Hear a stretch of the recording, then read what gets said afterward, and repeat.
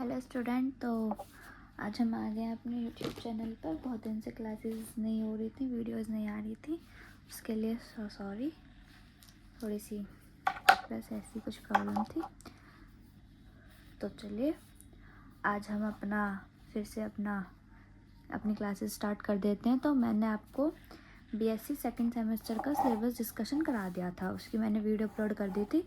इसमें हमारी 8 यूनिट है और हमने कहा था कि हम पहली यूनिट स्टार्ट करेंगे, ठीक है, केमिकल ऑफ कार्बोहाइड्रेट्स। ठीक है, तो चलिए स्टार्ट करते हैं अपनी फर्स्ट यूनिट। तो यहाँ पे आप देख सकते हो मैंने नोट्स बनाए हुए हैं, आप अच्छे से स्क्रीनशॉट वगैरह ले लेना है, साथ के साथ वीडियो पॉज करके नोट्स बनाते चलना। ठीक है, तो आप देख रहे हैं हमारी पहली यूनिट। इसमें बुक का नाम आपको पता है, bio organic and chemical chemistry. Unit first है, नाम क्या है, केमिकल ऑफ कार्बोहाइड्रेट है, केमिस्ट्री ऑफ कार्बोहाइड्रेट। तो चलिए आइए देखते हैं। इसमें हम सबसे पहले कार्बोहाइड्रेट के बारे में पढ़ेंगे। देखो लिखा हुआ है the organic compound having CH&O and the ratio of H&O is similar to water 2:1 are known as hydrate of carbon और कार्बोहाइड्रेट। क्या कि कार्बोहाइड्रेट में क्या होता है, हमारे कौन से कंपाउंड होते हैं, CHO यानी कि कार्बन, हाइड्रोजन और ऑक्सीजन की बात हो रही है। यहाँ पे जो हमारा ऑक्सीजन और हाइड्रोजन का रेशो वो हमारा 2:1 होता है। ठीक है, 2:1 होता है और उसे ही हम क्या बोलते हैं, कार्बोहाइड्रेट। वो कंपाउंड जिसमें हमारा कार्बन और हाइड्रोजन हो और उसका रेशो हमारा 2:1 हो are known as hydrate of carbon. या तो उसे हम हाइड्रेट ऑफ कार्बन बोल देते हैं या हम उसे कार्बोहाइड्रेट बोल देते हैं। They can be represented by general formula, ये हमारा जर्नल फॉर्मूला होता है कार्बोहाइड्रेट का। ठीक है, नेक्स्ट आता है एग्जाम्पल। इसमें हमारे ग्लूकोज, सुक्रोज, स्टार्च, जिसके हमारे फॉर्मूले हैं, नॉर्मल जनरल फॉर्मूले ग्लूकोज का। ठीक है, but it insufficient definition of carbohydrate because carbon does not form any hydrate directly। क्या ये हमारी insufficient definition है? क्यों है? क्योंकि जो हमारा कार्बन है वो हमारा हाइड्रेट डायरेक्टली नहीं होता। ठीक है, they are number of compound CHO are present the ratio of H&O is 2:1 but they are not carbohydrate. क्या ये हमारे कंपाउंड प्रेजेंट तो होते हैं कार्बन उसमें, कार्बोहाइड्रेट में, लेकिन ये हमारा कार्बोहाइड्रेट नहीं होता। क्यों? क्योंकि हमारा जो कार्बन है वो हमारा हाइड्रेट डायरेक्टली नहीं होता, इसलिए हम इसे कार्बोहाइड्रेट भी नहीं बोलते। They are number of compound, ये क्या है, नंबर ऑफ कंपाउंड है किसके, CHO are present the ratio of, किस रेशो में प्रेजेंट होते हैं, 2:1 में, but they are not carbohydrate. लेकिन हम इन्हें कार्बोहाइड्रेट नहीं बोल सकते। कार्बोहाइड्रेट हम उसे बोलते हैं जिसमें हमारे कार्बन और हाइड्रोजन 2 एटम हो, उसे हम कार्बोहाइड्रेट बोल देते हैं। लेकिन कार्बन हमारा हाइड्रेट नहीं होता डायरेक्टली, इसलिए हम उसे कार्बोहाइड्रेट नहीं कह सकते। ठीक है, CHO ये हमारा फॉर्मल्डिहाइड एग्जाम्पल हो जाते हैं कुछ जो हमारे डिहाइड्रेट नहीं होते, एस्टिएट। Similarly they are few carbohydrate in which the ratio H&O but they are not. ये हमारे कार्बोहाइड्रेट होते क्यों होते हैं, क्योंकि इसमें हमारे दोनों एटम है, हाइड्रोजन और कार्बन हमारा एटम है, इसलिए हमारे कार्बोहाइड्रेट होते हैं। इनका रेशो हमारा 2:1 भी होता है। लेकिन क्यों कार्बोहाइड्रेट नहीं है ये कार्बोहाइड्रेट इसलिए नहीं है क्योंकि कार्बन जो है हमारा वो हाइड्रेट नहीं हो पा रहा है, इसलिए ये हमारे कार्बन हाइड्रेट नहीं होते। ठीक है, so carbohydrate can be chemical defined as the polyhydroxy aldehyde और ketone which are optically active. क्या जो हमारा केमिकली डिफाइंड हुआ है कार्बोहाइड्रेट वो किससे हुआ है, पॉलीहाइड्रोक्सी एल्डिहाइड और कीटोन से।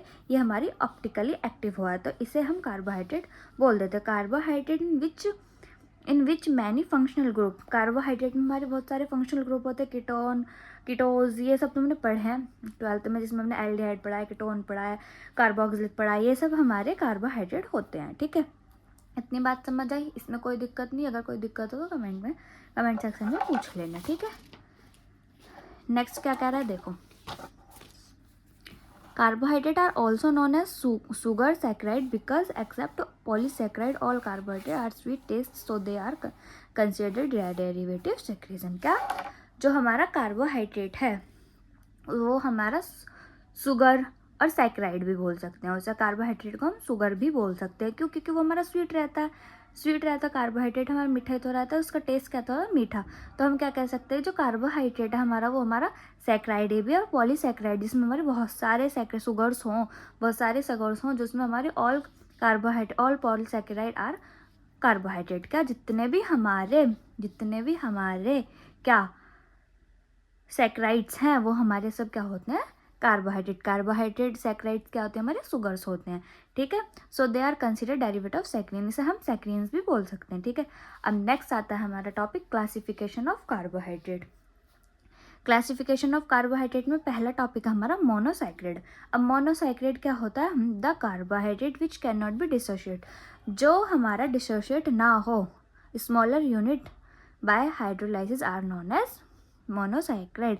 जो हमारा डिसोशिएट ना हो बाय हाइड्रोलाइसिस के थ्रू, उसे हम मोनोसाइक्राइड बोलते हैं। मोनोसाइक्राइड क्या होता है, हमारा एक यूनिट होगी क्या, जैसे इसमें एग्जांपल दे रखा है ग्लाइसरील्डिहाइड, रिबोज डीऑक्सराइबोज। ठीक है, तो ये क्या होता है, जो हमारा डिसोशिएट ना हो स्मॉलर यूनिट्स में, किसके द्वारा, हाइड्रोलिसिस के द्वारा, किसके द्वारा, हाइड्रोलिसिस के थ्रू वो हमारा डिसोशिएट ना हो, उसे हम क्या बोलते हैं, मोनोसाइक्राइड। ठीक है, मोनोसाइक्राइड एक साइक्राइड। ठीक है, नेक्स्ट आता है हमारा ऑग्लिसाइक्राइड। ऑग्लिसाइक्राइड हमारा क्या होता है, वो हमारे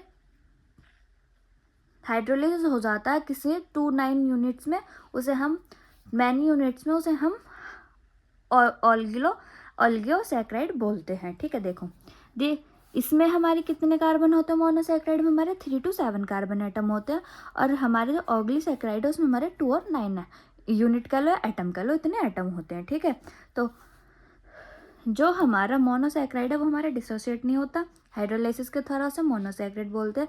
और जो हमारा the carbohydrate which have been hydrolysis to give 2-9 unit of monosaccharide are known as, और जो हमारा कार्बोहाइड्रेट हाइड्रोलाइसिस हो जाए और हमें 2-9 यूनिट्स दे, किसकी, मोनोसाइक्राइड की, एक ही साइक्राइड की हमें 2 से 9 यूनिट्स दे, हाइड्रोलाइसिस होके डिसोसिएट होके, उसे हम क्या बोलेंगे, साइक्राइड बोलेंगे। ठीक है, देखो ऑग्ली क्या है, ऑग्लिक हमारा ग्रीक वर्ड है। ठीक है, इससे हमारा बना है ऑग्ली साइक्राइड। इतनी बात समझ आई। नेक्स्ट आता है इसमें डाइसाइक्राइड। डाइसाइक्राइड क्या होता है, disaccharide have been hydrolysis to give unit for monosaccharide की, हमें वो हाइड्रोलाइसिस होकर 2 यूनिट जो दे उसे हम डाइसाइक्राइड बोलते हैं। जिससे देखो एग्जाम्पल में C12H22O11 + H2, इसका हमने हाइड्रोलिसिस कराया। ठीक है, इन्वर्टेज में, तो हमें क्या मिला, ग्लूकोज मिला, फ्रक्टोज मिला, C6H12O6 मिला, C6H12O6 मिला। तो ये हमारी 2 यूनिट में मिला, तो इसलिए हमने इसे क्या नाम दिया, डाइसाइक्राइड।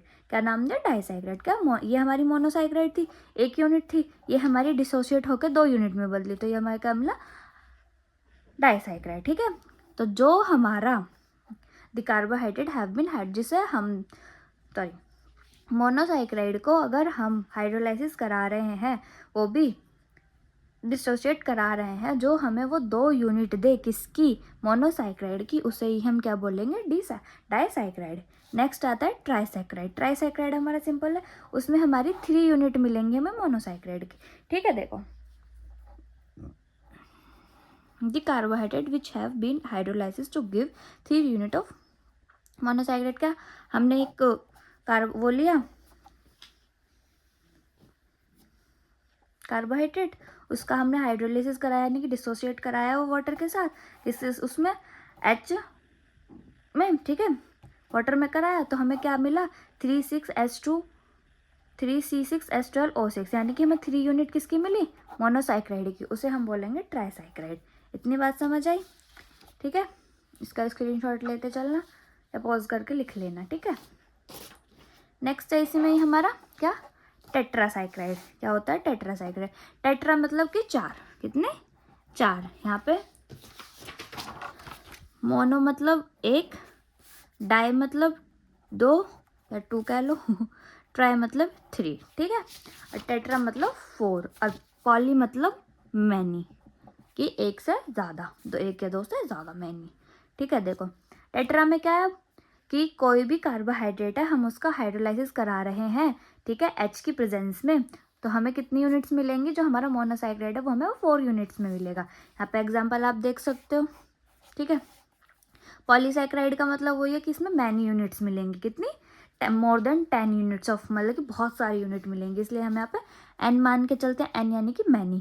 तो यहाँ पे क्या लिया, C6H10O5 होल का एन, NH2O में इसका वो कराएंगे हाइड्रोलाइसिस, एनालाइज में, तो हमारे पास यहाँ पे आके क्या मिलेगा, NC6H12O6। इसे हम स्टार्च, सेलुलोज, इंसुलिन और ग्लूकोज के साथ भी कराते हैं, ठीक है, जो हमें मिलता है, ठीक है।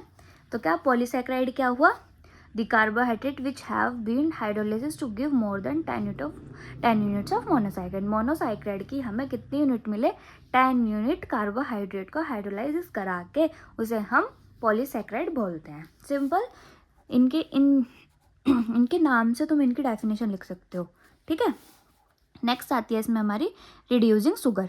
क्या आती है, रिड्यूसिंग शुगर। देखो, the carbohydrate which can reduce टॉलिन reagent Fehling solution are known as reducing sugar. जो हमारी Tollens reagent, Fehling solution are known as reducing sugar, जो हमारी किसके साथ रिएक्शन हो रही है, रिड्यूस हो रही है किसके साथ, टॉलिन रिएजेंट के साथ और फॉलिंग सॉल्यूशन के साथ, उसे हम रिड्यूसिंग शुगर कहते हैं। अब इसमें रिड्यूसिंग शुगर कौन सी होगी, जितनी भी हमारी मोनोसाइक्राइड है, ऑल मोनोसाइक्राइड और हमारी कितनी क्या है, रिड्यूसिंग शुगर। डाइसाइक्राइड भी हमारी क्या है, रिड्यूसिंग शुगर वो है रिड्यूसिंग शुगर, ठीक है। अब यहाँ पे हमें पता कैसे चलेगी कि कैसे, भाई देखो, जो हमारी क्या रिएक्शन है, जैसे हमारा the carbohydrate which have can reduce टॉलिन reagent Fehling solution are known as reducing sugar, ठीक है। जो हमारी स्मॉल यूनिट्स में टूट रही है, स्मॉल यूनिट्स में बन रही है, उससे जैसे 2 से 4 3 ये बन रही थी हमारी यूनिट्स, क्या मोनो यानी कि 1, डाई यानी कि 2, अब इसमें हमारा ट्राई भी आ सकता है, 3 आ सकता है, टेट्रा भी आ सकता है, 4, जो हमारी मैनी यूनिट्स में बन रही हैं, क्या सैक्राइड्स बन रहे हैं, और वो हमारे रिड्यूस हो रहे हैं, टॉलिन में भी रिड्यूस होंगे, वो फॉलिंग सॉल्यूशन में भी रिड्यूस होंगे, तो उसे हम रिड्यूसिंग शुगर कहेंगे, ठीक है।